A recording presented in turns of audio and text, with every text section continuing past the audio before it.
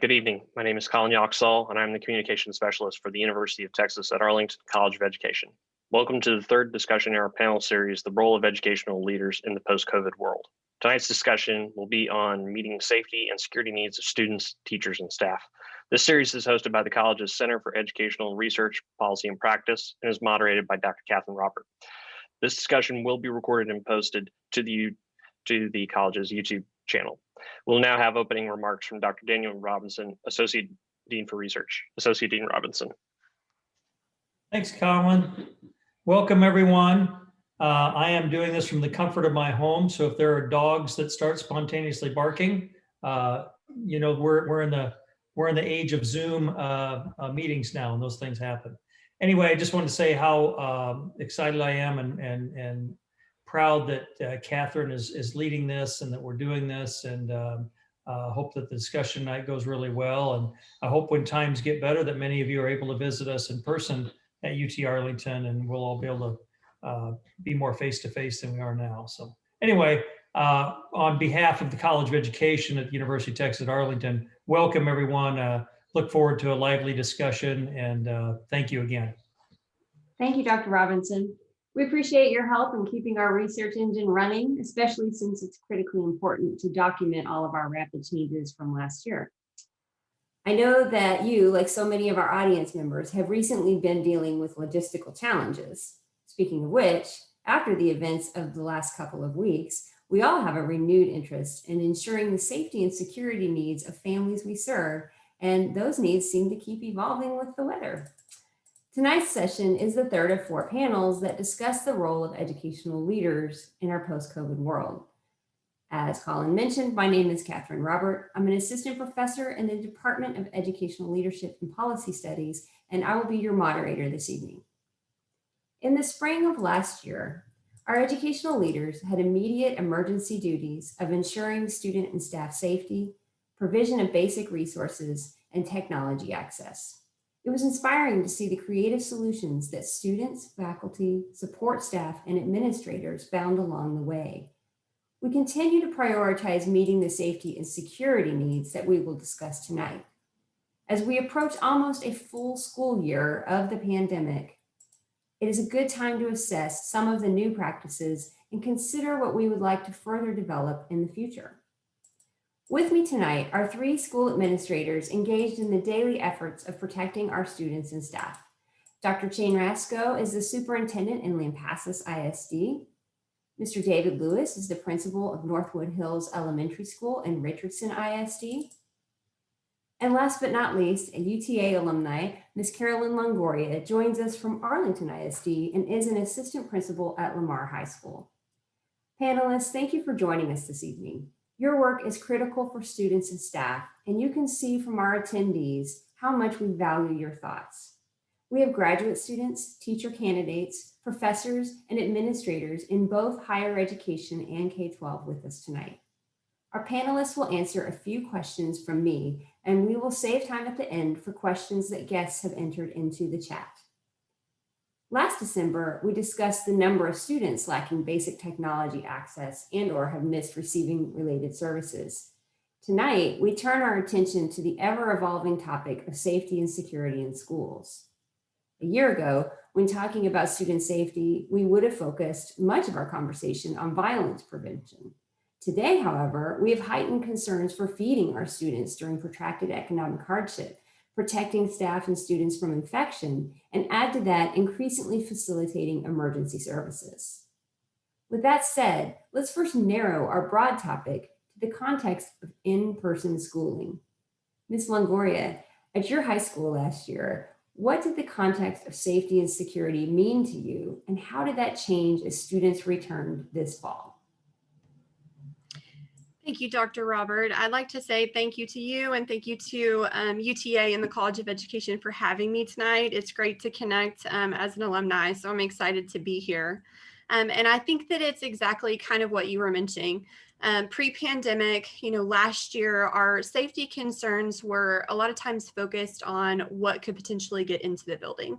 Our building is really large. It's been built onto over the years, and so there's lots of entry points. So we're concerned about the safety of, making sure that our entry points are secure. Making sure that our students are safe.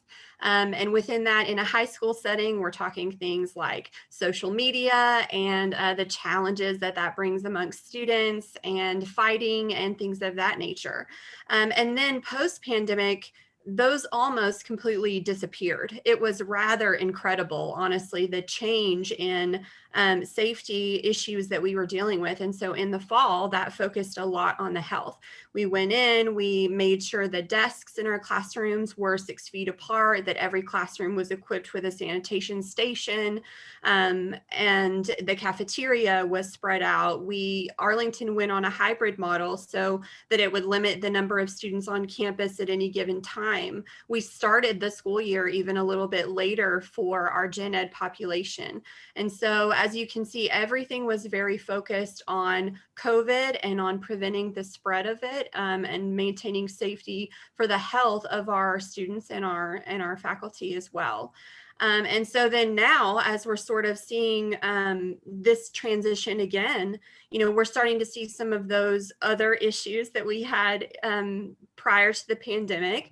We're starting to sort of, think about next year and think about what safety in our policies we're going to need to make sure that we revisit, because some of our students won't have been on a campus for a year and a half. Some of our teachers won't have had, a traditional class setting in the sense of being a teacher. So there's definitely a lot to think about. And as you mentioned, just sort of a constant transition. Excellent, thank you. Mr. Lewis, how did your district prepare for students to return? Oh yeah, that's a great question. With us being out, at spring break on to the end of the school year, there was definitely a lot of questions about how will students return to the building. And I think our district, like a lot of districts, had that same question and approached it by creating what we call the blueprint that has, it's an exhaustive document of how to proceed so that there's consistency in each building. One of the things that I think was very well done was the timeline was given to us pretty early by our superintendent so that we could see benchmarks along the summer, so we knew what would be coming out at certain points when decisions were going to be made. So I think that lessened anxiety of the staff, but it was a real team effort. I can think of like 3 departments that were probably most involved in that decision. Our health office for sure, but then facilities and curriculum, kind of looking at how does making these changes, if we're going to go to a virtual classroom or an in-person classroom, how are these going to make changes to our curriculum? And I think that was key to a lot of building that document, is having that. And then at the campus level, like Ms. Longoria describes, you also had to move student desks, and what did that look like? Yeah, absolutely. So we did similar work in the summer. Once the blueprint came out, we were in classrooms doing exactly the same thing. We went into empty rooms where we put desks out and measured and tried to figure out how many kids can we put in one group in one area. One of the things that we ended up relying on was putting kids into cohorts, which I think has probably been our most successful thing, minus mask wearing, has been having the kids in the cohorts by putting them in next to certain kids and keeping seating charts pretty solid, so that when we go from one classroom to maybe a specialist classroom like art, those kids are kind of still sitting with similar kids, so that if we have to send one student home, one student's infected, then we're only sending maybe three students tops, as long as we keep our cohorts intact. That's been super reliable. Excellent. So Dr. Rascoe, what about in Lampasas? How did your team determine safety protocols for the return to school? Thank you again, Dr. Roberts, for allowing me to come. I appreciate the opportunity to share, and hopefully from the conversation that I will have with everyone, that you gain a little understanding in relationship to the difficulties that we were able to overcome. Lampasas is a unique community. It's about 3,500 kids. We've got 5 campuses. In looking back, there's nuances with a small school. You have a lot of unity within the school, a lot of pride in the school, but there's also a lot of influence and a lot of voices within a small community, and any decision that you make is going to be scrutinized pretty heavily. So you can imagine going from April 13th, when all this happened and all the changes, you're already having parents that are anxious about sending their kids to school, what to do with school. And then you have graduation ceremonies and all that you have to cancel and change. And there's never been any time in my life, I've been a superintendent for 10 years, and I've never been in a situation where there was a no-win situation like there was through all of this. So as we approached the year starting, we took the approach to try to start early in hopes that we could get as many days in as we could. Now, the trouble with that is starting in August the 10th with kids in person, there was no guidance at that time other than CDC's guidance. And I would commend the commissioner. You know, there were so many people that I could mention that helped us establish our protocols and outlined our procedures that we did follow. To kind of put it in context, within a small district like ourselves, we depend on our health authority, who is overseen by the epidemiology department in the region, who's then over their supervisor of the Department of Health. So that's one branch. And then we have TEA. This is a separate branch.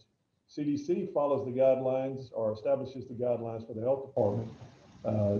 TEA and the commissioner establishes their own guidance. And the reason why I bring that up is because as we approach school on August the 10th, about August the 13th, my school nurse came to me with the first case we had.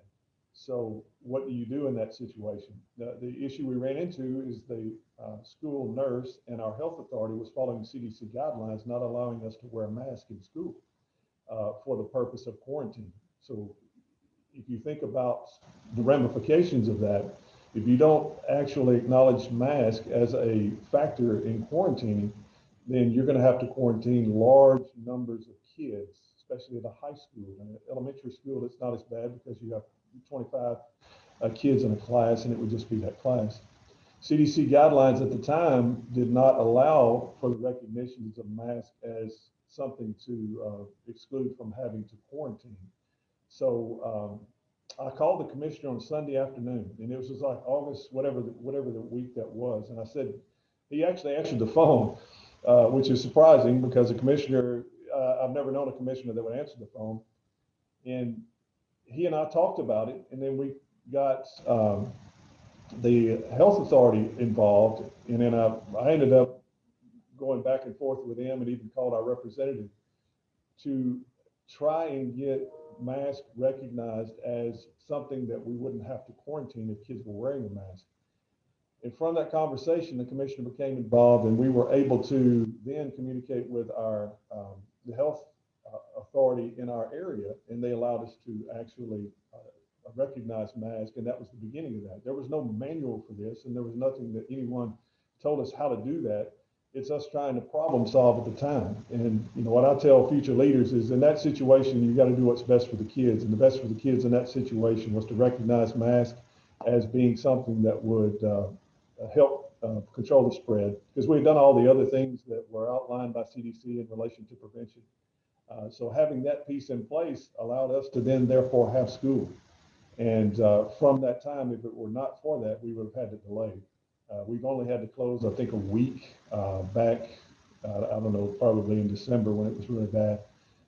But so I tell all that story to say that that was an extremely tough time, that we had to rely on some key people that were able to help us through a tough challenge. And we're very fortunate that we're able to make school and to have school, and everybody has been safe from that point. So moving forward, I anticipate you as a superintendent, you look at it from the standpoint of a district. So in the kids and needs, the kids that you have and the needs that they have in the district itself, and you have to be the one fighting for them and being an advocate for them. And it doesn't matter who you have to go to try and get those kids what they need. You have to be willing to be that leader. And that's something that we haven't done a bad job in doing. I think we really focused on that. So anyway, I appreciate you let me share that. Yeah, it's inspiring to hear, inspiring slash, I don't know, I feel bad for you with the last minute, agonizing decisions, but it's so good that collectively you had people to work with, to work through those challenges. How did it go in Lampasas with the protocols that you guys did establish? They went pretty well. There's been ups and downs. There's been times when parents get tired of wearing a mask, and we had to go with exclusions of kids younger than fourth grade wearing masks because we had large numbers of parents that were not going to send their kids to school if we did. And then now that we're making changes with that, it's just a situation in a small town where you have two different views. You have those that are for the mask, that are adamant about that, and those that are against. And I would venture to guess that it's about 20% of our population either way. So if you cater to one side more than the other, it turns into a situation where you're going to lose 20% of your kids. And that's and I'm sure there's some more questions in relationship to the remote learning and the challenges of that as well. So there's just so many different things that you have to prepare for that there's no way in the world that you could have read a manual for all of what we've been through. Yeah. To answer your question specifically, that it's been a juggling act. I tell people all the time, it's like walking a tightrope, and on one side you have freezing water, and the other side you have, it's on fire, and you're just trying to make it cross at times. But like I said, things have gotten better since we've returned after the break. So. Yeah. Oh, wow. Thank you for that. So, we know that with the pandemic, there have been many additional concerns related to student and staff health. Mr. Lewis, talk to us about other activities that your district was working on prior to the pandemic, and are they still in progress? Right. So, I mean, it definitely seems like once the pandemic started, that was all we were thinking about was student safety, meals, making sure kids were fine at home, all those kind of things that everybody I know did. But after kind of things, I don't want to say normalized, but we got into a rhythm of understanding the work. We looked back at some things that we did have in progress. The district had previously upgraded all the facilities, so everybody had a working vestibule and camera upgrades and those types of things to make sure that buildings were secure. But as a district, we were looking at our procedural safety audit, where we were looking at how we run everything from a fire drill to an active shooter to everything.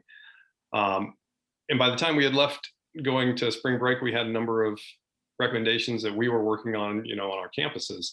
And so by midsummer, we were doing things like fixing our tornado maps. We had the district come in to watch a tornado drill and made some recommendations. We had a tornado previously in the school year that happened thankfully at night, but that definitely gave us an opportunity to rethink some of our locations. And so that was super helpful for all the campuses to have guidance from the district on where we were with our campuses and where students were going to be during a drill like that. But it was other things too, like setting up information systems with technology so that teachers had and all staff had access to phone apps that we can send a drill notice for, and they could get that easily on their phone along with over the speaker, wherever they were. That was a really great upgrade. That was one of our I would say items that came through on our survey, was that there was times when we would run a drill throughout whichever campus in the district, and maybe the cafeteria workers didn't hear it because it was too loud in the cafeteria. So that was something that we had a chance to improve on. And so when August rolled around and teachers were coming in, we definitely spent a lot of time talking about the blueprint and what it was going to mean to go to school in COVID-19 times. But we also looked pretty carefully at keeping the buildings secure as well and upgrading those things. So that work continued. We had to kind of remind ourselves pretty often that it's not just a pandemic, that we definitely have, what are we going to do if blank happens, and to continue to train new staff along with our veteran staff on upgrades to our plans. So you didn't lose any ground in terms of the work that y'all were doing, but it just a slight pause for the pandemic preparations, right? Right. Yeah, I would say that's probably the best way of saying it, because I can remember going to a principal's meeting on the Thursday before our spring break, where that was on the agenda, was talking about some of our security things, our physical building security things. And then that meeting kind of ebbed into, hey, we might be taking a couple days off next week. So yeah. Couple days. Yeah. A year later. Yeah, right. So Dr. Rascoe, compared to many districts, Lampasas, as you mentioned, is geographically remote. Has that made a difference in the context of student safety? And why or why not? Well, safety in itself, like you mentioned when we first started, the actual safety that we knew of before March 13th is completely different now. There hasn't been a discussion, I think, about active shooters or any of those types. We normally do the drills and all, but the focus has been so much on COVID that it's kind of taken a backseat to all of the other issues. The things that we're dealing with now are internet access. It is, we didn't realize how bad it was until we started delivering packets. So when parents had to come up and get packets, and we had as many as 58% of our campuses that were needing to pick up packets and deliver those packets to kids. So the packet instruction is not, I think we all can testify that it's not replacing a teacher. So, that's one of the, I'd say the biggest challenges. In addition to that, Lampasas is probably about 53, I guess, average district-wide economically disadvantaged. So the nutritional value that kids are getting at home is just not there. So you can see that in kids now due to the fact that they had such time off. And surprisingly, I was surprised by the research that we did in our own district in relationship to the kids that are staying home. It is the economically disadvantaged kids that are staying home, which is, for an educator, it's terrifying because not only are they not getting the nutrition that they need, but they're also not getting educated as they need to be. So the internet access issue is one that really needs to be a focus. And we're making strides, but it's going to take a considerable investment. And I'm hoping the legislature will address the issue because that is, without a doubt, one of the biggest issues that we're facing. And just not having the social interaction and all that kids normally get. So I could definitely see the need, and I know I'm kind of getting away from the safety and security discussion, but in preparation for next year, a summer school program is something that additional compensation is provided for our staff for those issues. But from a district standpoint, talking about safety and setting systems in place for that, I would just say that TEA's guidance would change frequently, but at least was something that we could follow. And we implemented those things and made adjustments as we needed to. As the district leader, you have to depend on the principals that you have. So you've got to get that information to them. You've got to work with them to answer questions that they have. And when you don't know the answer, you seek guidance from the commissioner's office or CDC or the health authority. And I'll say that we have learned how to communicate extremely well with those entities. I bet through all of this, our health authority and I spoke every day for probably 3 months, sometimes 4 or 5 times a day, on the craziest questions you would ever be asked. We've had to quarantine basketball teams when all the parents were upset and they were ready to run her and me out of town. But safety has just changed. I'm hoping in the next few months and then going into next year that we can get back into talking about the other safety issues. But right now, our focus has been so heavy on this COVID that it's been a distraction for us and everything else. So that's just being honest. Wow, thanks. Ms. Longoria, I saw you nodding when you mentioned the basketball team. How did it look for you on your high school campus in Arlington? Sure. I mean, we definitely, experience those issues that were mentioned with teams having to quarantine and things like that. So I think that, our biggest daily needs in such a large district, we're just really fortunate. I mean, we're camera ready, the policies are there in terms of those traditional issues that we faced with safety. I think that maybe the biggest challenge is, with a lot of things on a campus our size, making the kids wear their IDs and they don't want to, you know, and but it helps us identify, do you belong here? Are you supposed to be on our campus? Things like that, you know, making sure that all, 200 teachers on my campus are in the hallways in between class, sort of monitoring. So I think that the policies are there, and I think they're very sound, and it's just kind of the challenge of getting everyone on board with those in terms of the traditional things. I'd kind of like to hit for a second on something that was mentioned, just about the social emotional safety of our students in particular. We have a system that we use on our campus for threats that we may see, where we do a pretty solid investigation, sometimes with outside parties like the Arlington Police Department or whatever we need to do to make sure that we understand why a situation happened or a threat was made. And so what we saw prior to the pandemic was we saw threats through social media, or perhaps, you know, things that shouldn't be on campus being brought to campus by students and asking questions. Okay, well, why did you bring this to campus, and things like that. What we have seen now, though, is suicide threats. And so there's a lot of students in particular at the high school level, at least, that are struggling with self-harm. And so we take that as a safety issue. That is a safety issue. And so, we're thinking about how do we best support those students? And I think it just sort of hits on this lack of social interaction. And, the idea that my senior year, my team may get quarantined. I may not get to play, this sporting event. I'm not going to get a traditional prom.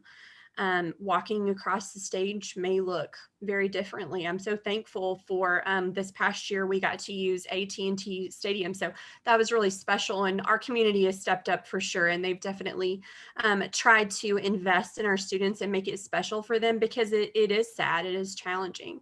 And recently the district surveyed students, and that was kind of the feedback that they got, is I think that a lot of our students are excited to return to campus full time and go back to a more traditional setting. But I'm excited for some good things that have come out of this too, that I'm hopeful that we can apply to the future. Yeah, it's interesting. It sounds like we see our definition of safety and security expanding a bit. Dr. Rascoe mentioned access to technology, access to an internet connection. Mr. Lewis, did you experience that same issue on your campus? Right, absolutely. When we were expecting all kids to access at home, they had their iPads. We were a one-to-one district. But what are they going to connect to? I think throughout the district, that was a struggle, and we invested early in hotspots, as many as we could get, and we could get those out the door and set up connections at home so that kids could be online. But that was an enormous effort of the district in finding those, because technology was difficult to come by. Everybody was ordering technology at that time. And then what's the question of, keeping track of that technology, making sure it's issued correctly, making sure that we get it back, or that it's used correctly. That was difficult. But it felt odd doing that at the same time, where we were trying to find out from families, are you eating? That a lot of our families, both parents were totally out of work, maybe even out of house. And we saw people pulling up or coming up to the school to try to connect to the school Wi-Fi, at a back door. And sometimes that was how we found out that they needed the hotspots. Yeah, we so had our without, teachers, without a device or access, they didn't have the ability to communicate that with you. Right. But we tried to get all of our teachers, we had contact logs set up right away in that first day back from spring break, so that every teacher could make contact with every student that they could. And then everybody that they couldn't make contact with, as administrators, we were trying to make that contact. And if we couldn't make contact, then we gave it to our student service department, who went out physically looking for families. Mm-hmm. Dr. Rascoe, were y'all able to find all of your students throughout this school year? It's been unique. We've had our geographical boundary is pretty large. We're about 600 square miles. So we have one school that is close to the base. There's a large mobility rate there. Inside the city limits of Lampasas, we've been fairly able to locate everyone. The issue that we dealt with, and there's always unique issues, is for remote learners, we ran attendance and allowed those kids to go remote if they did contract the virus or if they had to be quarantined. Well, kids are smart, so they there are kids that started taking summer vacation a little early, like in December and January, and staying gone for 2 weeks. Some parents actually complied with that, and so those are all the things you don't think about, is that people will take advantage of the system when it comes to that. And so we had, to answer your question, we had kids that were leaving and going. Some of them were going to work and then coming in and checking in remotely and getting attendance credit, but yet they still were really not truly engaged in education and learning anything. So we could not find a solution for that would be easy, because there are legitimate families out there with family members that have pre-existing conditions, and we could not shut things down for them. But you had to kind of rely on the honor system of the parent. And if the child logged in and did their assignments, then you can count them based off of the guidelines that we were provided by asynchronous, that you could do that. So anyway, that's just that's first thing popped in my mind, is that we have remote learners that are truly remote, and some of them are just skipping school and getting credit On vacation, yeah. Ms. Longoria, how about at your high school? Did high schoolers do the same thing? Oh yeah, of course they do. You know, attendance and honestly failure rates is a huge concern of ours at Lamar, and we've made a lot of efforts to call and to try to find these babies and get them back in. I think that we'll definitely, as a state, you know, as a country, be feeling this for a while. And so right now the challenge is, okay, well, you know, how do we respond to this? How do we give these students opportunities to make up these credits? Our attendance went down, so I'm really curious to see, hopefully in the near future, us being able to return at full capacity. And I'm wondering if, you know, some of our kiddos will show back up. Lamar High School has a very high, you know, population that flips over throughout the year. It's about, I think it's right at 20%. And so, yeah, so it's one of the highest in our district. And so we do see a lot of movement, but we're looking forward to seeing our kids again and hopefully get our numbers back to where we were. We sit right at about 2,600. Wow. And you mentioned when you first answered the first question, you mentioned about your previous focus on things like doors and violence prevention. And did you say that it's no longer an issue in the current scenario of masks and, you know, kind of socially distanced learning, or is it kind of back to normal high school as we know it?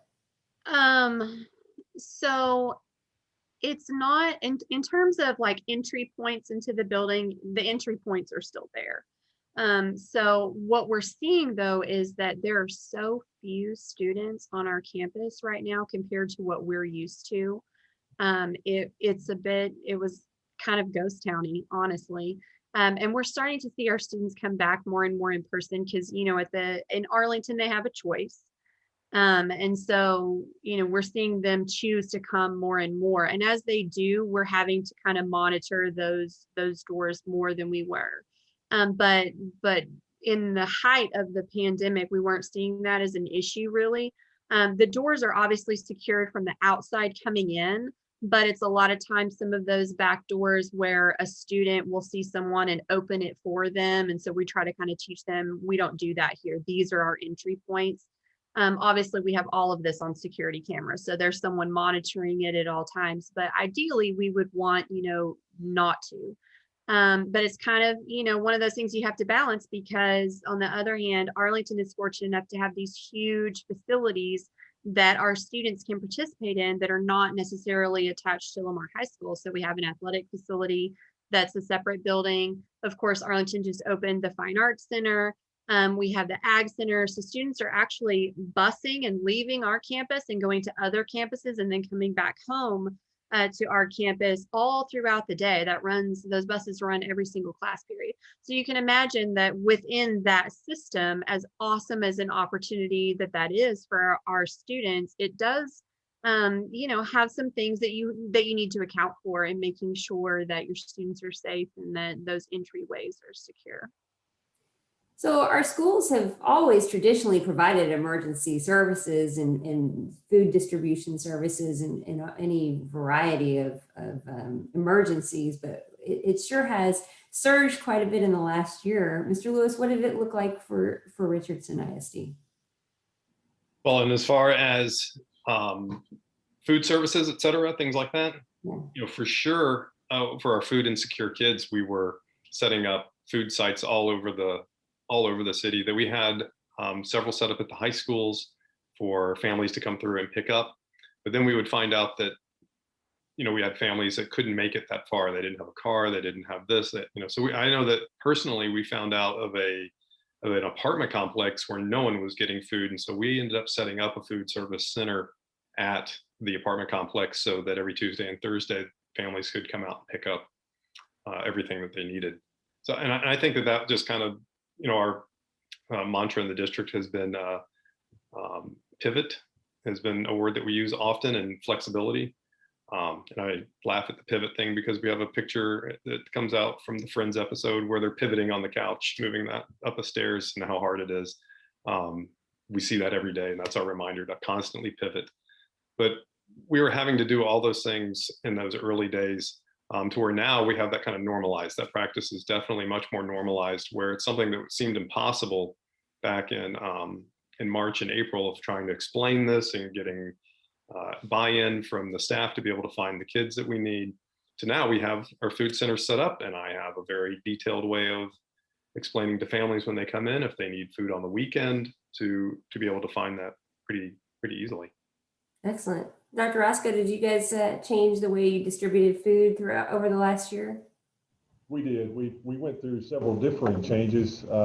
Thankfully, the USDA did come out and give additional funding. So the funding was the biggest concern because obviously on the budget side that we ran into a situation where our kids weren't eating, thus the lunch counts were lower, thus we were not getting as much money being paid back. But also you think of the complexities of it. If you plan the year out and you're starting the year with a certain number of staff members, and now that half the kids are actually coming, or a third of those are coming, then you still have the same number of staff that are working. So you have to make staff adjustments and cut staff, and the ebb and flow of all that is extremely difficult to do. We did see influxes at differing times, and that creates an even a worse issue. And then with the blizzard that we had recently with supply chains coming in, I mean, it's just a recipe for a year that has just been a challenge in all areas. And so to answer your question, yes, we faced many differing challenges, but from the budget side of it, thankfully, we've been able to give some good guidance, and financially, we've been able to. They're even talking about additional funding to cover the cost of that. So we've had to do curbside meals. We've even done some deliveries with some families that are in remote areas that don't have transportation. There's just been it's just people pulling together. In a small town like this, you have people that pull together and they do things that the Texas way, which you just help your neighbor. And thankfully, that's one of the benefits of living in a small town, is that they will do that and go the extra mile for you. So we're fortunate to be able to take advantage of that, and everybody's chipped in and done a great job in helping us.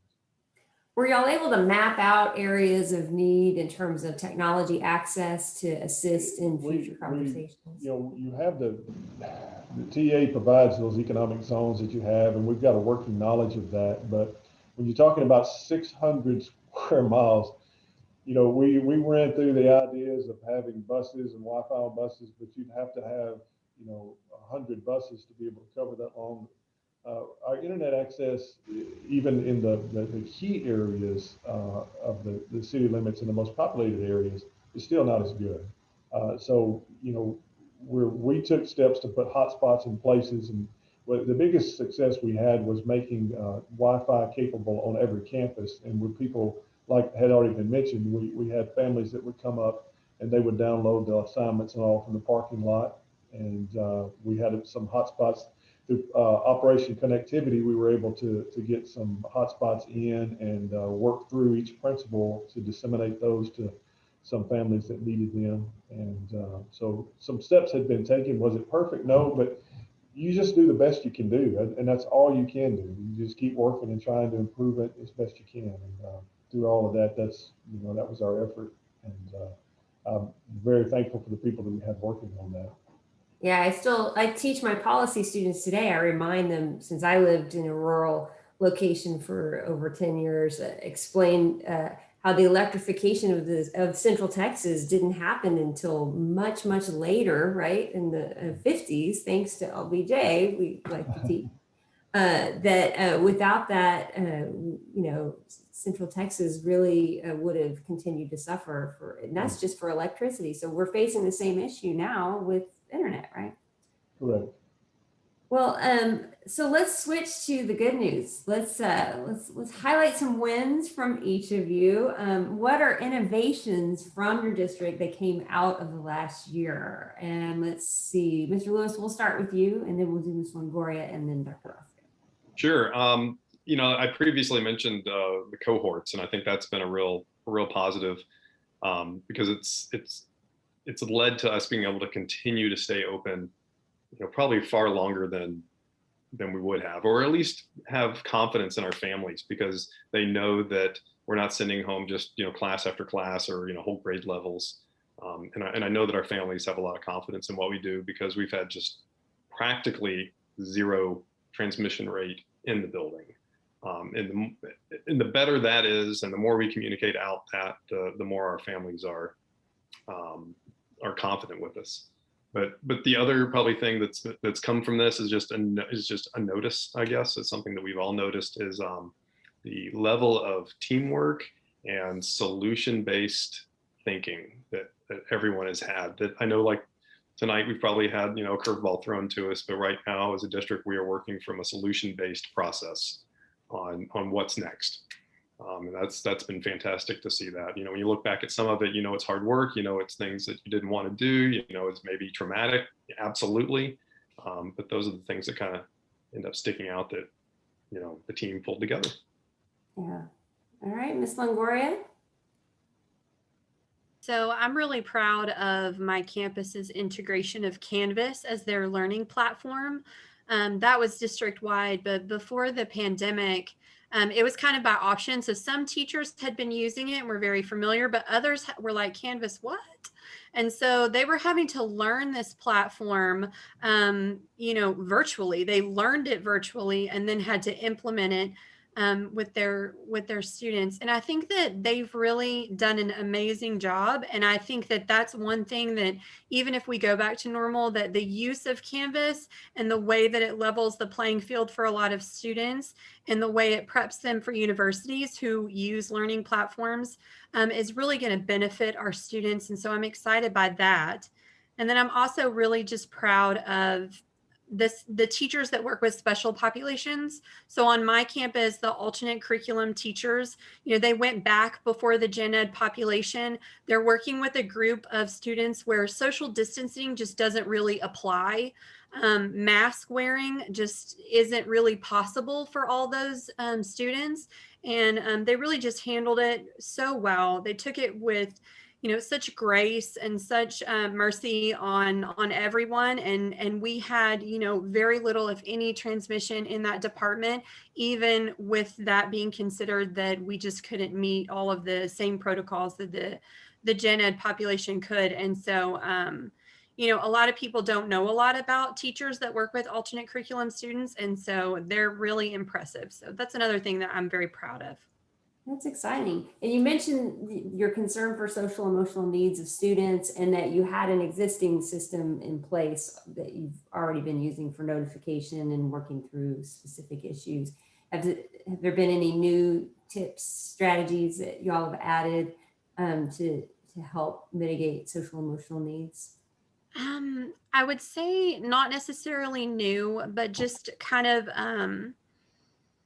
maybe a greater sense of effort for making connections, because that's really, the hardship there is that we need to connect with them. For a lot of our kiddos, it's black screens, they don't unmute, they won't necessarily participate. And so we're trying to encourage them to do that, but it's challenging for sure. It's very challenging. So one strategy that we've used is doing some PD related to, check-ins with kids. How do we get them to maybe even just anonymously doing a mood checker before the start of synchronous learning happens and things like that. And then also, I think, through the threat assessment, if we're contacted or if we're notified that there's a concern about a student that may be thinking about self-harm or things like that, our approach is to definitely have a very direct conversation with parents and people that love those kids and ask tough questions and be there to support them, even if they're remote and they're not on campus and we don't interact with them. We want them to know that, we still see you as our student. We're still going to take steps and get you hooked up with some supports, and we'll be a support to you in this crazy time. And so, that I think it's not necessarily something new, but it's just a renewed sense of importance and a sense of we have to make this effort. It's worth it, and it's what our kids need. Yeah. Oh, thanks. So Dr. Rascoe, wins from Lampasas ISD. Well, I'll tell you two things. One, personally, as a leader, years ago, 10 years ago, when I first started as a superintendent, I worried a lot about what people thought. I spent a lot of time thinking, this group's going to dislike this and this is going to impact my job. After this year, you truly, honestly refine those skills and you make a decision based off what the needs of the kids are, and you don't worry about it. All the things that are going to come your way after going through this year, after surviving it, it truly refines your leadership, where you can truly say that you made the decision for the betterment of kids, and you don't let all the other things distract you from it, and you just lead. And that's what I'd say that I walked away from. The second part, and I think the educational system in the state of Texas and all over the country will now appreciate teachers more, because the remote learning and the packet delivery and all that stuff is just not the way to go. And I think there have been discussions in the legislature not years ago. I can remember the discussions of more changing and trying to make major changes to education. But I think through all of this, we know the value of a teacher and how important they are in impacting the lives of kids, and how the in-person instruction is such a vital part to the development of a child. And I think from this, we all can step away and say, you know what, we need to get back to doing that because it worked. And I think from those two things are the things that I take the most from me personally. And, there's a long list of others in the communication and the ability to work together and problem solve, which are definite ones that I would definitely highlight. But those two things specifically for me were what made all the difference. Yeah, you guys have been on a journey with your peers, with your coworkers, and with your families and your students, right? It's if we make it through this year, we can make it through anything, right? Although hopefully we won't continue to have a weekly crisis like we've been having. Speaking of which, of course, the audience, I've had multiple people asking about the governor's dropping of the mask mandate. And I'm actually not going to put that question to the panel tonight, only because the commissioner did announce a superintendent's meeting this coming Thursday. So just as we heard our panel describe, they'll be meeting with their advisors, and you've kind of heard of how that chain of command works. And so we're gonna give them a couple more days of grace to let them talk and work through what the governor's announcement that happened a few hours ago, what that means in our schools. So we'll ask you that question in 2 more days. In the meantime, we've got a question from Kathy who asks, do you think class sizes will get larger next school year? If so, will teachers be transferred or let go? Great question, Kathy. Panel, who would like to take that question? I'll be glad to speak from the district standpoint. Now, here's what you're facing. Right now, districts are considered hold harmless for their attendance, which basically means that you're going to count the attendance from the prior year. Attendance is attached to funding, so it all comes down to the funding of that. the information we've been given is that hold harmless is not going to take place from the semester to the end of the year. You think of the impact that's going to have on districts. That's going to be a considerable amount of budget cuts that they're going to have to make in order to meet their budget by the end of the year, because you're talking about larger districts with thousands of kids that are currently not on anyone's roll, that are currently not intending, that is going to cause a major hardship if that whole harmless provision is excluded in the spring. And right now, with the changes that we see coming, districts are going to have to do something. We don't know what those are going to look like. Some districts may actually get it a little better because their enrollment has increased, but the majority of these larger districts, especially urban, are going to face a major budget deficit, and those things are going to have to be addressed. So to answer your question, there's going to have to be some things that are going to be addressed by it. It'll depend on the district itself, but that whole harmless provision, when it is actually goes to the current attendance, even in our district right now, our attendance has dropped by at least 5%. That's 5% of your budget. So you've got to be able to calculate that and manage that. And so, there's going to be some changes because of this, no doubt. Yeah, and with such a large percentage of school district budgets being specifically for teachers, if your budget drops, then that is less money for teachers, right? So Mr. Lewis, what about the issue when you talk about class sizes that Kathy's wondering about, when obviously you've had a combination of students online versus in person, how did that affect your class sizes on your campus?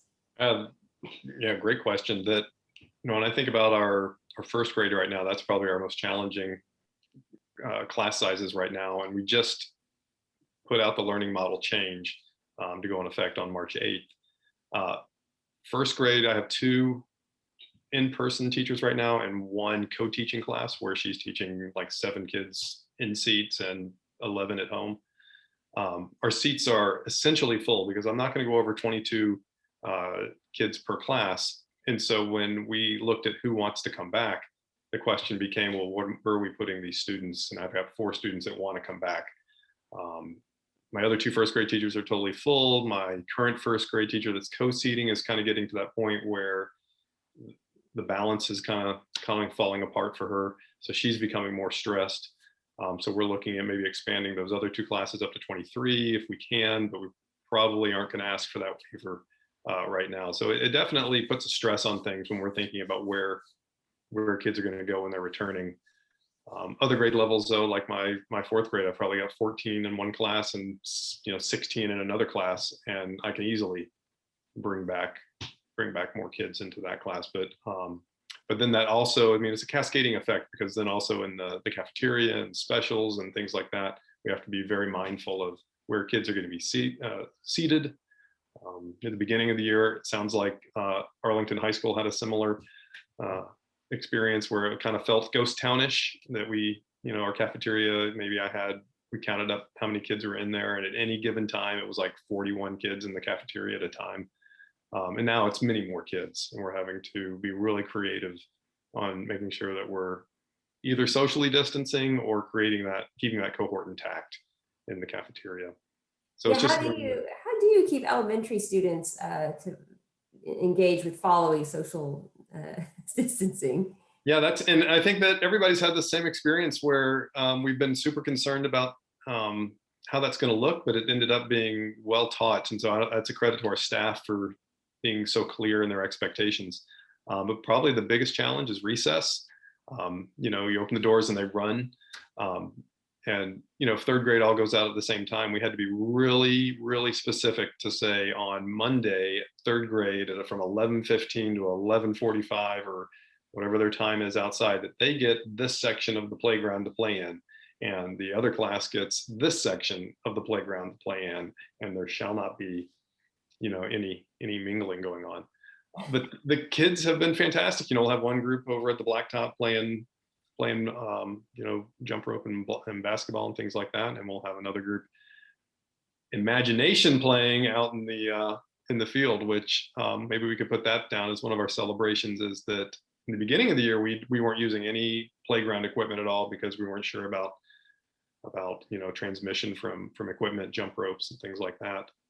So kids were having to use their imagination out on the playground, And that was a super highlight. But I tell the story of the boys that were trying to sneak up on the bird, like super small steps at a time until they could maybe catch the bird, which they haven't yet. But it's things like that. Yeah, exactly. But it's been things like that that the teachers have been so happy to see, that they were worried that they weren't going to know what to do outside without maybe, playground equipment or being able to be all together at the same time. But they adapted super well. And Ms. Longoria, what did class sizes look like for you guys? Did you have teachers teaching both online and in person? Yes, so all of our teachers will have both virtual and in-person students at the same time, which, as you can imagine, is filled with challenges. But so I guess a large class, probably the largest class size that you would see on our campus right now is 7 to 8, and the smallest is 1 to 0. But of course, remember that we're on a hybrid model, and so students' last name A through L are coming on one day, and then the back half of the alphabet on the next day. And so if we return back to full capacity, I definitely, hear what Dr. Rascoe was saying about, we're in a financial situation here. I'm not sure the percent of the student population that Arlington lost, but I know that it was significant enough to impact us. And I believe that they'll address that hopefully through, just sort of the natural attrition process, teachers retiring, teachers that are choosing to leave, and then surplusing teachers where they have too many and moving them to a campus where there's a need, to avoid situations where teachers are having to be let go, as was said. But it's definitely challenging, and so I think there's a possibility that we can see larger class sizes in the future. It's kind of just one of those things we have to see how it happens.